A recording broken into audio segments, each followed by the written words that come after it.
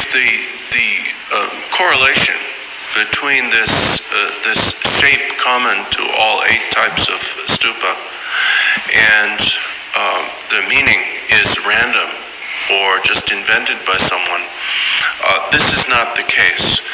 Rinpoche said that all 8 types of stupa equally depict not only the qualities or attributes of Buddhahood, but the entire path.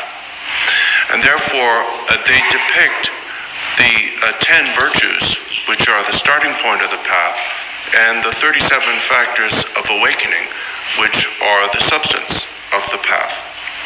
From the bottom up, and you can look at any of the 8 stupa designs to follow this, the base of the stupa, whatever form it takes, whether a lotus, as in the case of Atsatsa, or a lion throne, as in the case of most stupas, the base represents the 10 virtuous actions, the pursuit of which is the starting point of the path.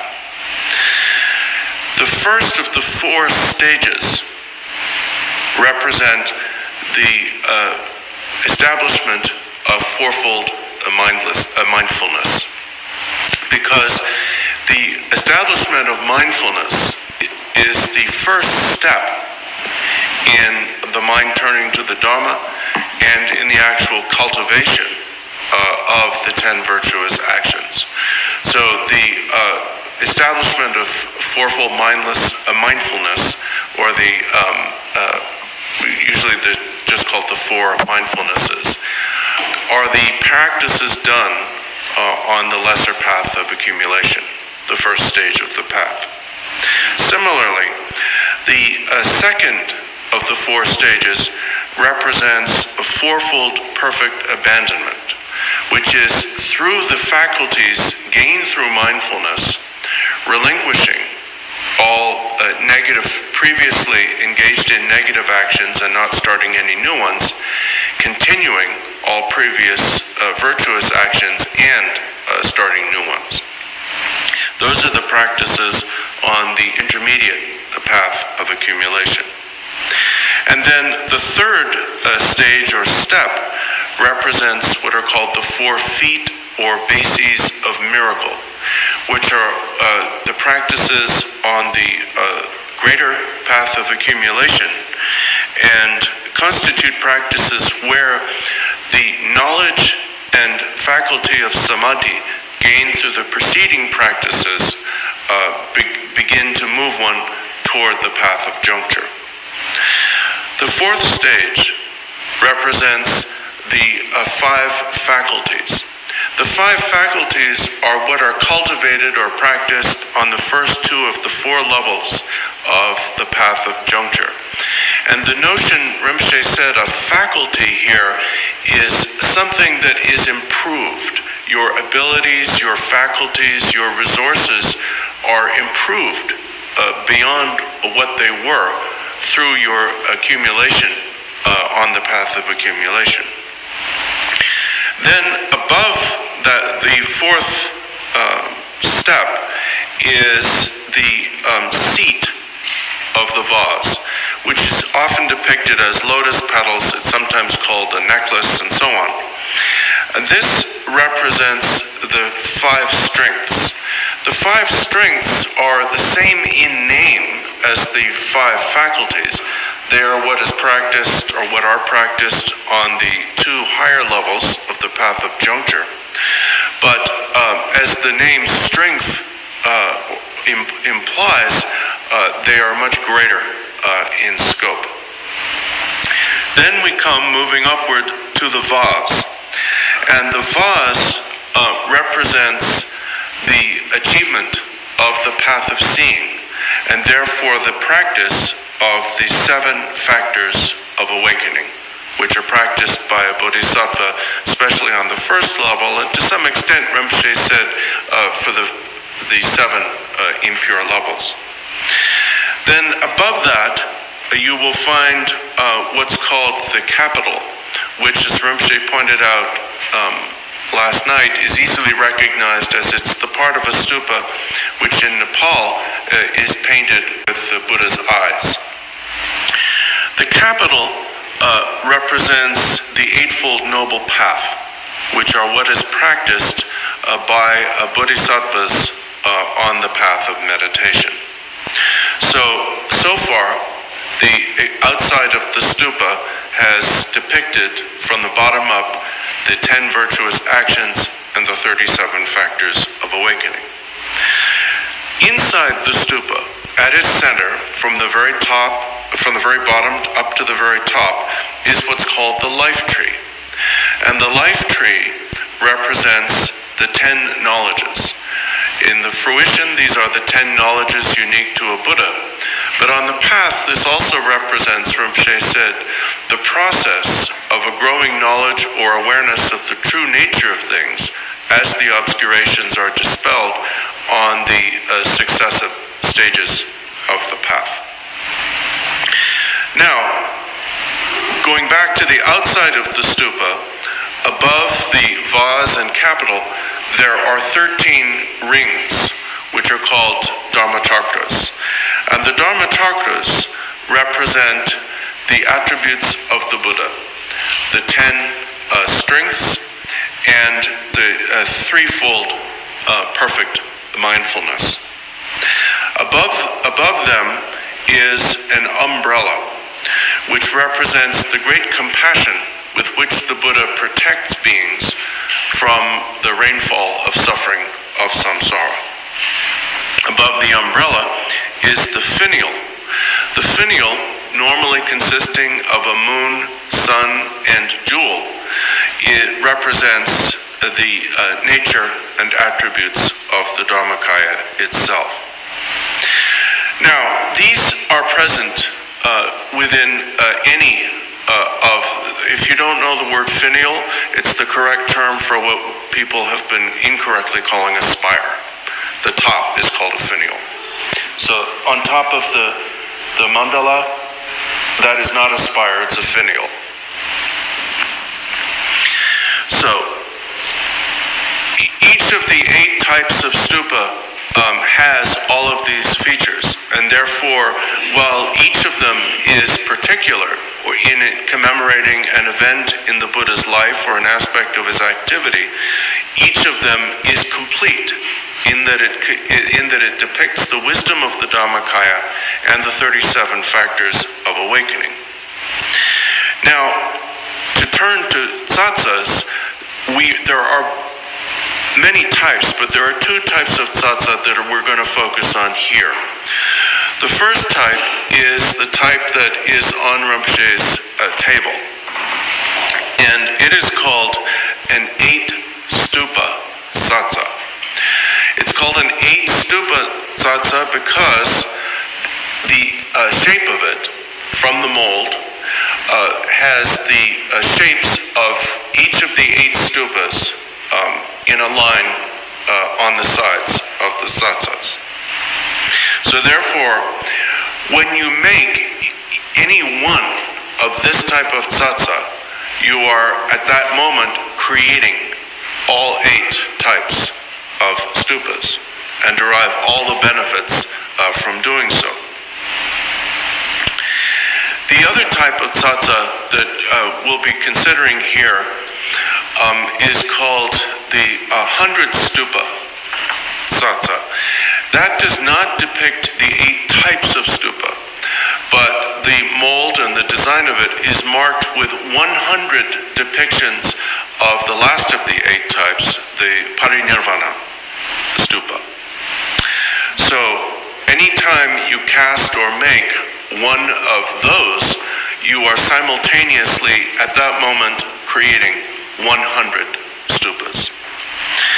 Now, Rinpoche said, at this point you may be wondering if this is all some kind of game or joke, to say that by casting one image like this, you can do all of that in a single moment.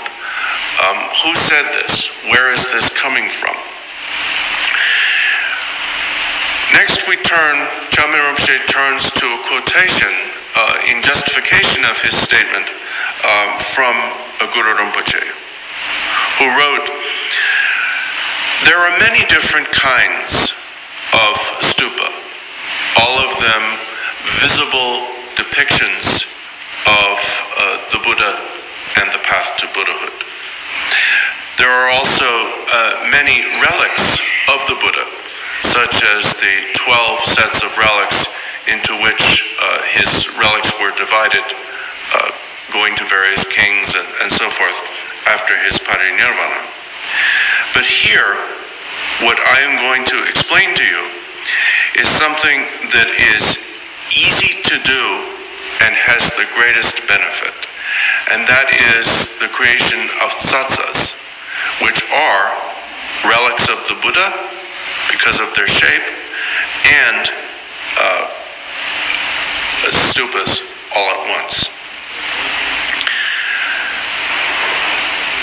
Now,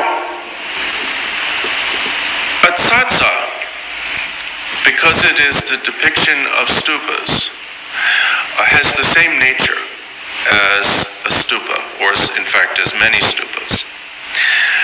We saw last night that because the stupa is the display of the Dharmakaya, of the attributes of the Dharmakaya and the attributes of the path of Dharma in the visible world as appearance, its nature is not other than the Dharma Dhatu, the Dharmakaya, Buddha nature itself. So therefore, the nature of a tsatsa is that of the Dharma Dhatu. In the instructions on the creation of tsatsas from the Mahakarunika Guhyasamaja cycle, it says, in nature, they are the unborn natural Dharmakaya. Because any Rupakaya, any form body, such as the Nirmanakaya Buddha Shakyamuni, any Sambhogakaya deity, and don't forget that any depiction of either Sambhogakaya or Nirmanakaya is also authentic Rupakaya, and therefore that includes stupas. Because any form body arises in descent from the Dharmakaya. It is an expression of the Dharmakaya. It is descended from the Dharmakaya. Therefore, and this is a pun because the word for relics means descent. It is what has descended from the body. So therefore, as tsatsas are descendants of the Dharmakaya, you can call them the Dharmakaya's relics because they have descended from the Dharmakaya. Also, we use this term kudung for relics to indicate what survives the cremation of a great master. So you can think of it that way, because making tsatsas burns or cremates all your karma and kleshas and turns them into fuel for the glorious fire of the benefit for yourself and other beings. Now earlier, Tame Rinpoche divided representations of the Buddha into representations of the Dharmakaya, of the Sambhogakaya, and of the Nirmanakaya. And he said that tsatsas are basically representations of the Dharmakaya. While they emphasize the Dharmakaya, they are not exclusively representations of the Dharmakaya. Just as each tsatsa completely contains either the 8 types of stupa or 100 nirvana stupas, each tsatsa also contains not representations but the actuality of all 3 kayas. How? In the Mahakarunika Guhyasamaja Tantra, it says, then, or now, so that you may gather a vast accumulation of merit, I will explain the stages of constructing a tsatsa. Find good earth. Rinpoche said that means clean earth, not funky, nasty earth. And mix it with ground jewels. while reciting the 7 syllables. That's the mantra Om Mani Padme Hum Shri. Knead it into like clay. Clearly visualizing yourself as your yadam. Rinpoche said this can be either a Chenrezig, as is the intention here, or your particular deity. The empty mold is the Dharmakaya. The clay, or earth, the material, is the Sambhogakaya.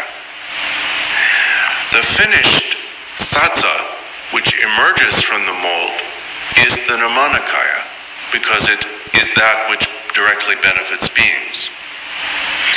It is the actual sudden appearance of the great compassionate one. And then it gives the mantra Om Mani Padme Hum Shri. And then gives something you can recite, if you want, Rinpoche said, as you mold the satsas. From the state of emptiness, the Dharmakaya, self-arisen, a great compassion appears. I pray that you seat yourself here or in this for the benefit of beings. And so, as explained in that tantra with those instructions, the mold is the Dharmakaya, the material is the Sambhogakaya, and the finished satsa is the Nirmanakaya. For these reasons, anyone who makes satsas is bound eventually to achieve perfect Buddhahood. And that, of course, is the greatest benefit that can be brought by anything. That being the case, there is no need to mention that obviously it will produce all sorts of other side benefits as well. Now, if you wonder where this is actually explained, in the Saddharma Pundarika Sutra, the White Lotus Sutra, it says, out of earth or bricks, build them. Build them and bricks here refers, Rinpoche said, to when you make very large estupas. Construct the stupas of the victor. Even if made out of earth, or a mass of earth, or a sand, and even if put in a place, an isolated wilderness, where no one will see them, even if made in play by a child, such as when a child builds a sandcastle at the beach, if they make a sand stupa, anyone who makes a stupa of the victor, even if it's merely a pile of sand, will achieve Buddhahood. Anyone who makes not only a lasting stupa, but even forms a stupa out of sand in devotion to the Buddha, even a child imitating what they've seen, is certain to achieve Buddhahood.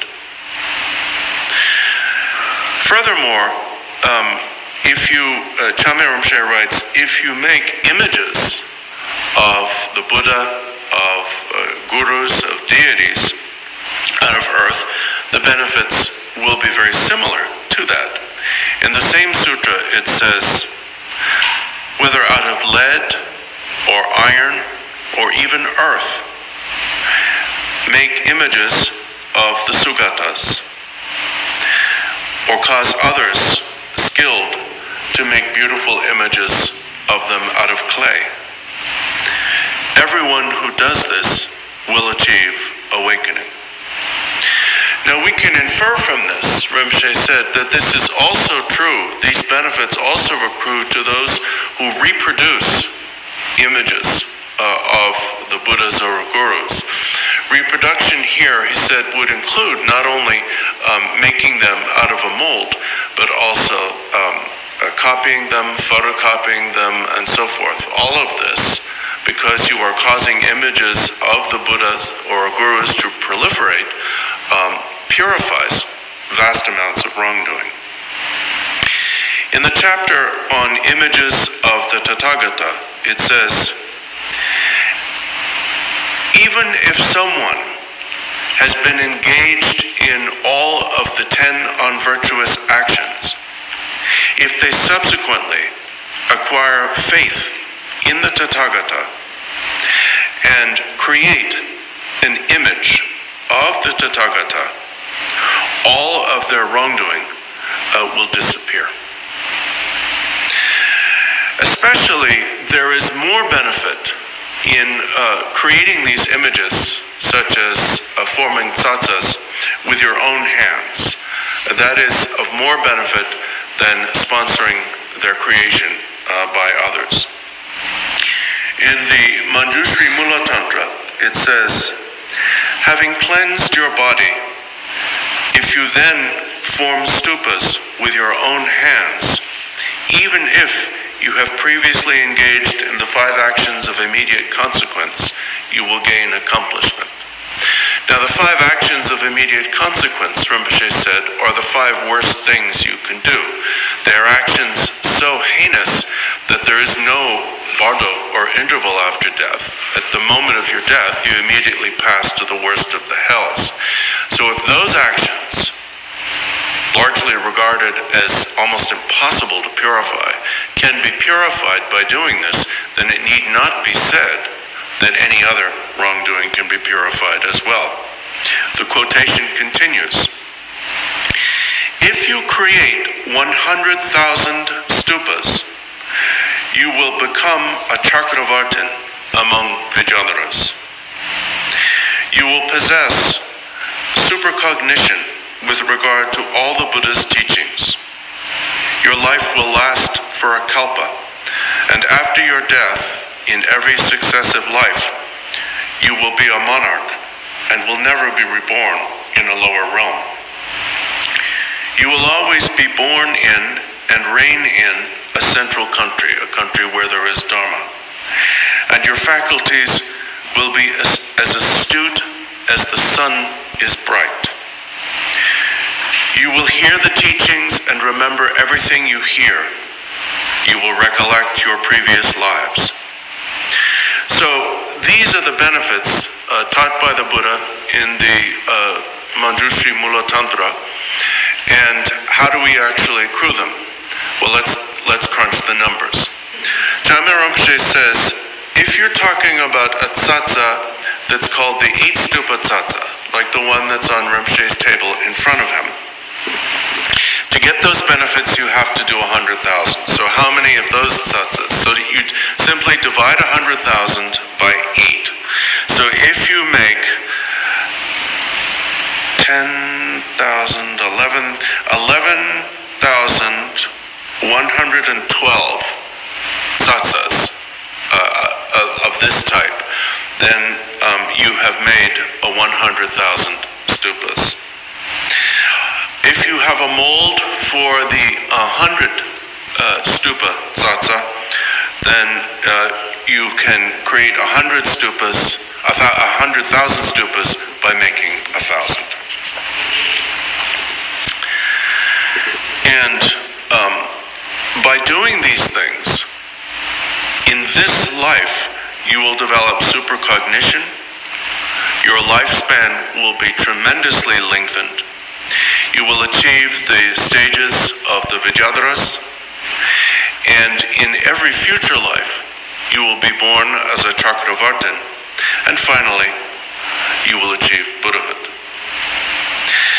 In particular, this is important if, Rinpoche said, like retreatants, you're engaged in the practice of a yidam and cannot, no matter what you do or how much you practice, gain signs of having accomplished that yidam. If that happens, then with your own hands, make 1,000 or 10,000 tsatsas, and then you will easily and quickly accomplish that yidam. We can infer this from the quotation from the preceding tantra, the Manjushri root tantra. Furthermore, whatever activity, pacification, increase, attraction, or force you are engaged in, if while making the satsas you recite either the 6-syllable mantra Om Mani Padme Hum or the 7-syllable mantra Om Mani Padme Hum Tri with the appropriate ending added to it corresponding to the activity while making the satsas, or if you add those endings to another mantra or dharani as appropriate to your aim, that activity will be accomplished. And this is taught again in the Mahakarunika Guhya Samaja Tantra, where it says, in application, add to the 7 syllables the appropriate ending, corresponding with pacification, increase, attraction, or force.